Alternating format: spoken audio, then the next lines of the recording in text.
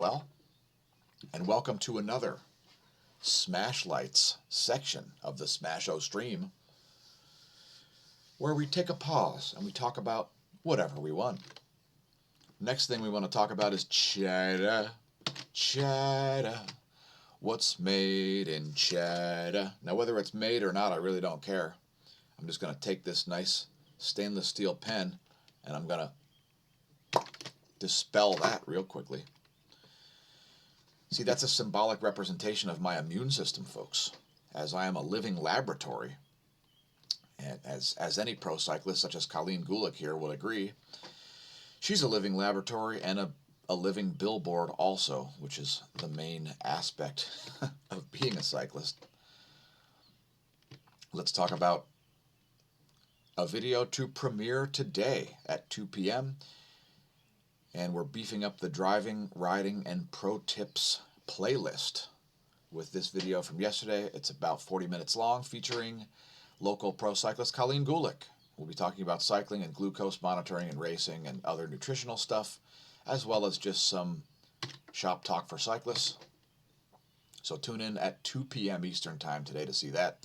We'll be attending the live premiere personally as well. Talk about Jeep Earth structures. Well, there are deep earth structures that can help to build Jeep Earth structures. There may be some hidden metal loads. So please leave a comment if you're into loads.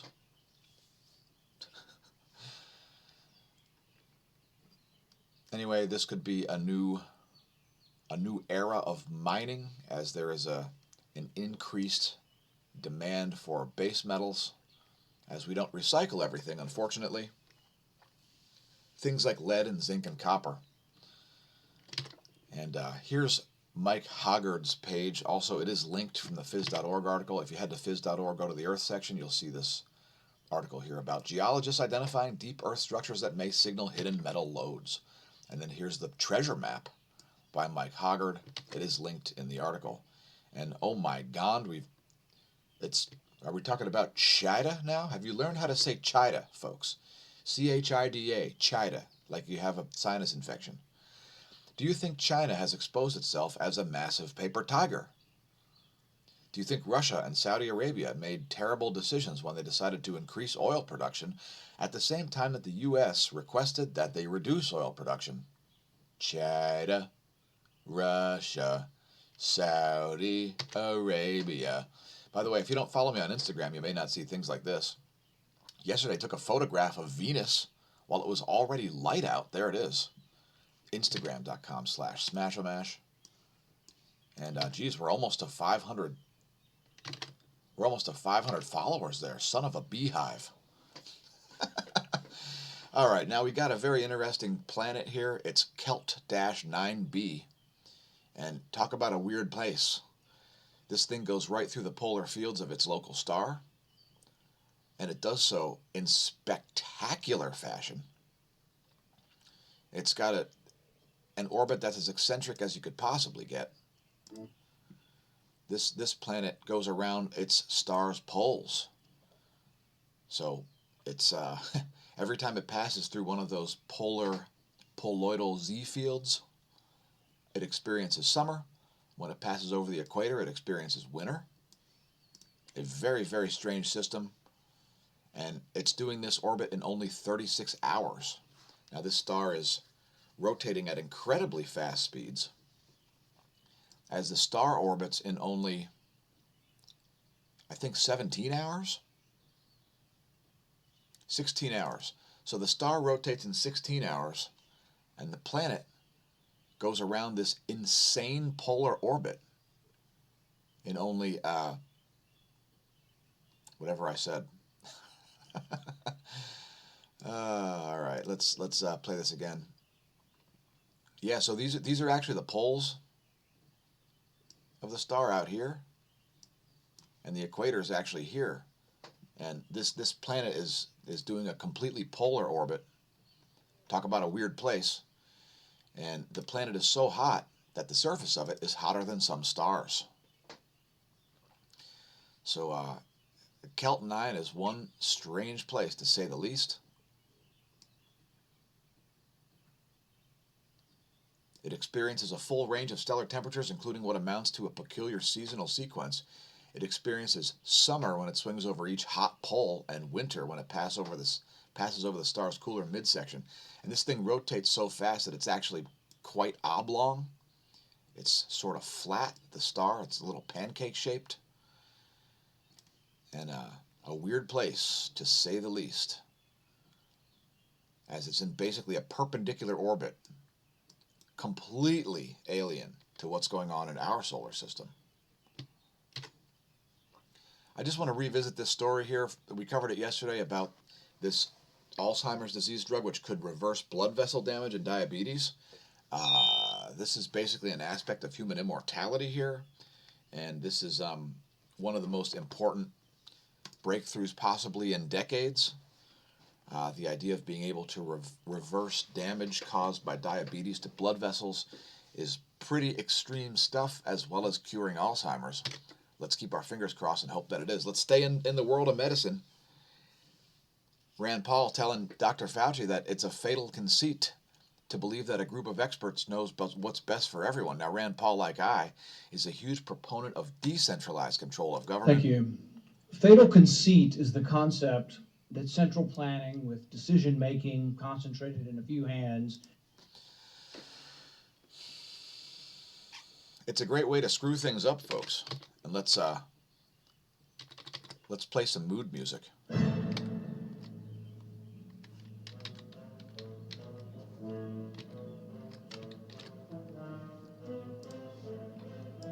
Can never fully grasp the millions of complex individual interactions occurring simultaneously in the marketplace. As he talks to a panel of people who are wearing masks and sitting 6 feet apart, you have to ask yourself, what is up with that? Anyway, it wasn't really that much of a grilling. You'll see all over the internet that the headline will say, Rand Paul grills Dr. Fauci. But really what was going on is Dr. Fauci has been misquoted by a lot of people who have an agenda. And anyway, this article's from Real Clear Politics. It is from yesterday. And check this one out. We got an article from HuffPo here. We've got an article here from HuffPo indicating that most Americans favor mask requirements according to a poll. Now, it's not a very big poll, and frankly, I don't really believe it, as I'm a proponent in the belief that forcing healthy people to quarantine or wear masks is evil, I guess would be the best term for it. Anyway, here are the stats on the HuffPo poll. They polled 1,000 U.S. citizens, and they asked them these questions. How often do you wear a face mask or other covering for your mouth and nose when you're in public, but not near other people? For instance, while taking a walk in a quiet area. I don't know why you would do such a stupid thing. How often do you wear a face mask or other covering for your mouth and nose when you're in public and near other people? A more relevant question. When you wear a face mask in public around other people, do you feel like other people are mostly judging you positively, judging you negatively, judging you neither way, or not sure? And which of these do you think is the main benefit for wearing a face mask?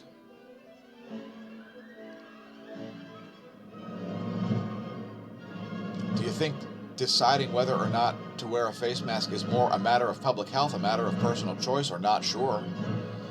Would you favor or oppose a government rule in the area? Stravinsky's getting pretty loud here. Would you favor or oppose a government rule in the area you live requiring people to wear a mask when they're in public around other people?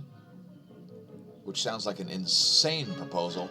Would you favor or oppose stores in the area where you live having policies requiring you to wear a face mask? Now, personally, I prefer to not enter stores that require me to wear a face mask. I indeed told a convenience store 2 days ago that they're now my favorite convenience store because they're not requiring us to wear a mask. So I don't know what else to say besides up yours, Dr. Rachel Levine and Governor Tom Wolf, because healthy people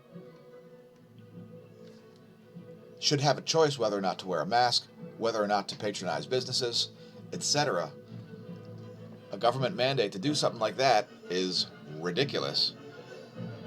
Does seeing other people wearing face masks in public bother you?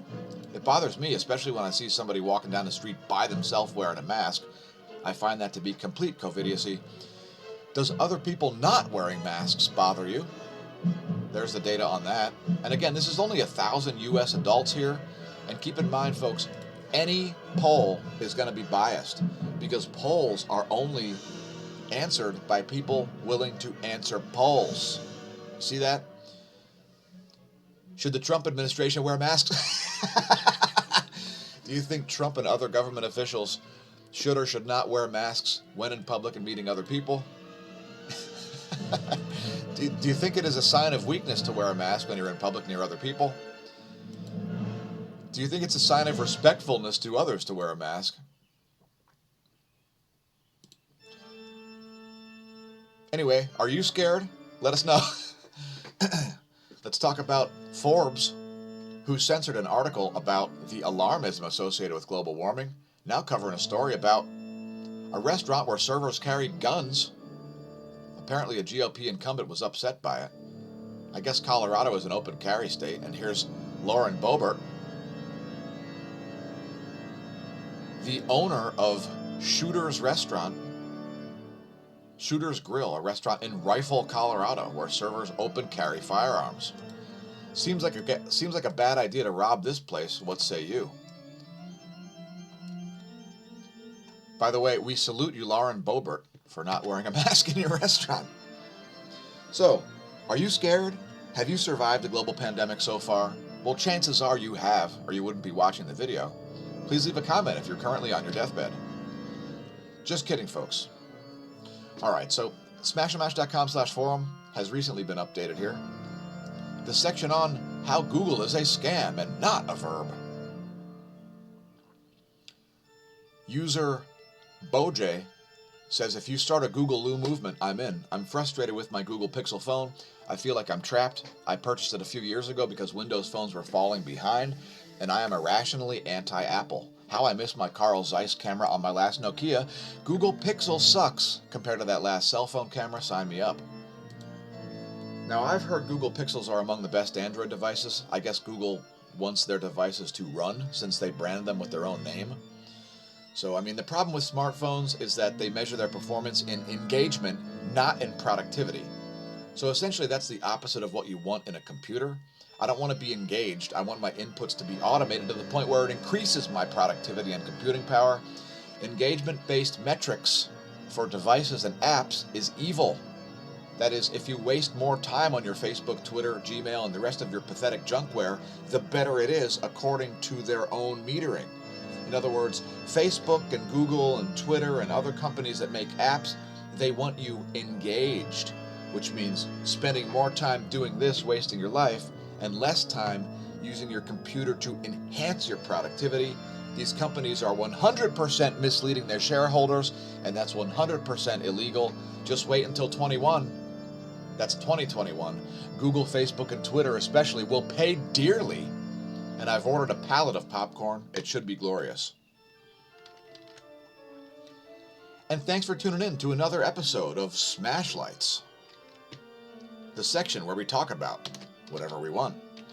And again, don't forget to tune in to today's premiere event. It's going to happen at 2 p.m. about things like driving, riding, cycling, racing, glucose monitoring, etc. And let's move on to some more.